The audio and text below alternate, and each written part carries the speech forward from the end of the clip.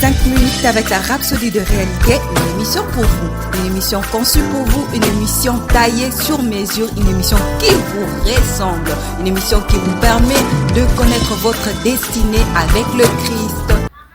Shalom peuple de Dieu, bienvenue dans notre émission 5 minutes d'édification avec la Rhapsodie des réalités.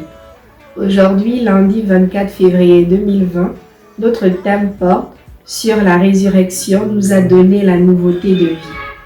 Nous avons comme verset d'ouverture Romains 6 verset 4 qui dit ceci: Nous avons donc été ensevelis avec lui par le baptême en sa mort, afin que comme Christ est ressuscité des morts par la gloire du Père, de même nous aussi nous marchions en nouveauté de vie. Alléluia. Bien-aimés, si la chrétienté se limitait au salut du péché, il n'aurait pas été nécessaire que Jésus ressuscitât des morts. Sa mort sur la croix aurait été suffisante.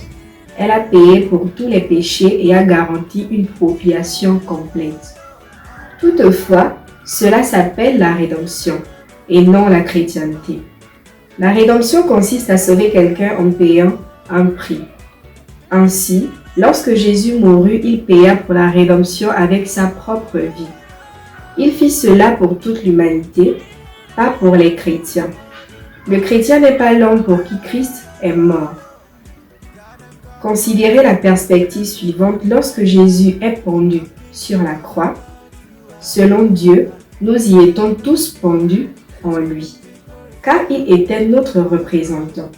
Lorsqu'il s'écria « Tout est accompli » et rendu l'esprit, nous étions aussi morts en lui. Maintenant, voici le grand coup que Satan n'a pas vu, prévu et dont les anges sont encore émerveillés et cherchent à étudier. La chrétienté est basée sur la résurrection de Jésus et non sur sa mort. La résurrection de Jésus nous a donné quelque chose de plus grand que la rédemption. Elle nous a introduits dans une nouveauté de vie. Nous sommes ressuscités avec Christ. Nous pouvons le lire dans Éphésiens 2, verset 6. Romains 10, verset 9 dit ceci: que si tu confesses de ta bouche le Seigneur Jésus, et si tu crois dans ton cœur que Dieu l'a ressuscité des morts, tu seras sauvé. Ce qui nous enseigne que le salut vient de la foi en la résurrection du Seigneur Jésus-Christ et de la subséquente confession de sa Seigneur. Un chrétien, c'est celui qui s'identifie au Christ, le ressuscité. Le chrétien n'a pas de passé. Car la Bible dit dans 2 Corinthiens 5, verset 17, « Si quelqu'un est en Christ, il est une nouvelle créature. » Ce qui signifie qu'il est une nouvelle espèce, quelqu'un qui n'a jamais existé auparavant. Pas étonnant que Jacques déclare « Il est Dieu, il nous a engendrés selon sa volonté, par la parole de vérité, afin que nous soyons, en quelque sorte, les prémices de ces créatures. » Jacques 1, verset 18. Étant ainsi né de nouveau, vous n'êtes pas rachetés. Vous êtes le fruit de l'œuvre rédemptrice de Christ.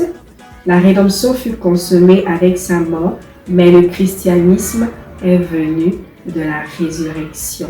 Waouh, waouh, waouh!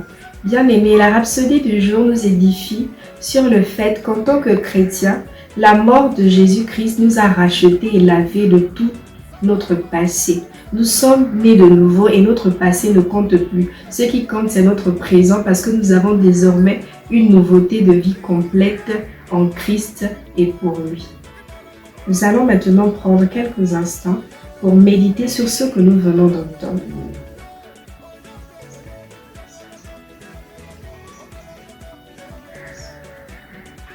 Vous allez maintenant répéter cette prière après moi. Cher Père, je te remercie de m'avoir fait un avec Christ. Je suis une nouvelle créature et je marche en nouveauté de vie. Conscient que j'ai été ressuscité avec Christ et assis avec lui dans la place de la victoire, d'autorité et de domination à jamais. Au nom de Jésus, Amen. Nous avons les études approfondies dans 2 Corinthiens 5, verset 17 et dans Galates 2, verset 20, mais également dans Romains 6, verset 4. Alléluia, vous êtes bénis. Bonne journée et bon début de semaine à tous. J'ai été béni par ce message. Nous vous invitons à faire de Jésus-Christ le Seigneur de votre vie en disant cette prière.